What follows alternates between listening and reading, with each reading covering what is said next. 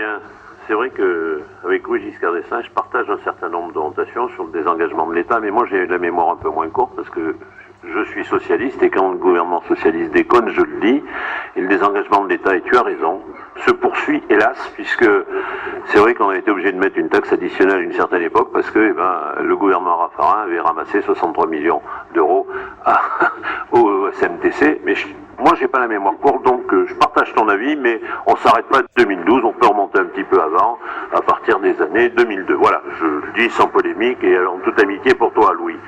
Par contre...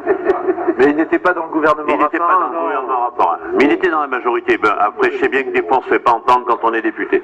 Mais je voudrais revenir sur le discours de M. Brenas que j'ai entendu tout à l'heure. Moi, je l'ai entendu à donner économie, économie, économie. Ça me fait penser à ce que disait un grand homme politique, plutôt de droite, qui était le général de Gaulle, qui, quand certains parlaient de l'Europe, en particulier les centristes, il disait ils sautent sur leur chaise comme des cabris. Et là, j'ai eu l'impression de voir des cabris ce matin de la baisse des dépenses. Parce que je vois que c'est pas en répétant, je vous le redis, M. Brenas, 10 fois un mensonge que ça devient une vérité. Parce que si vous connaissiez, et je crois que vous le saviez, réellement le budget de Clermont Communauté, quand vous voyez que sur 166 millions, vous l'avez en détail dans les slides, 66 millions de reversements aux communes, vous voulez faire des économies où là-dessus? Parce qu'il faut nous le dire. Parce que si vous aviez la majorité, c'est-à-dire que vous baissiez les dotations communes, c'est ça que vous nous proposez.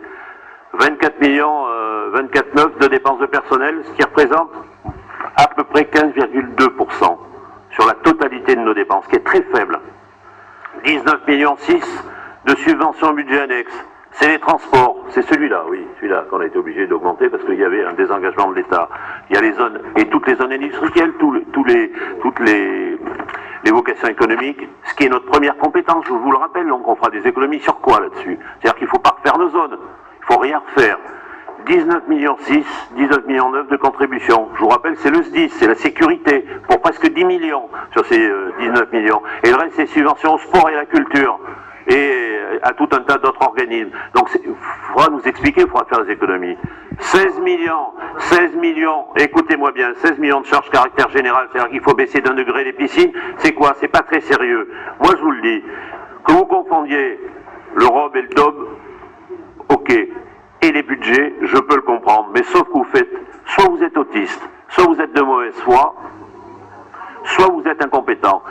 Il y a une de ces trois solutions. Je pense qu'il y a un petit peu de filouterie aussi de votre part, parce que quand vous mélangez les budgets, alors qu'on a défini les 5 axes, je ne vais pas y revenir sur les 5 axes, c'est les 5 axes d'orientation du PPI, ils sont importants, ils sont porteurs pour l'avenir, on l'a fait ensemble avec Hervé, on l'a validé avec les vice-présidents, ces orientations. Après que vous ne les partagez pas, je peux le comprendre, mais dire qu'il n'y a pas d'orientation et qu'on est encore en accueil, c'est un mensonge. Je vous le dis, M. Brenas, vous mentez quand vous dites qu'on est encore en position de détente.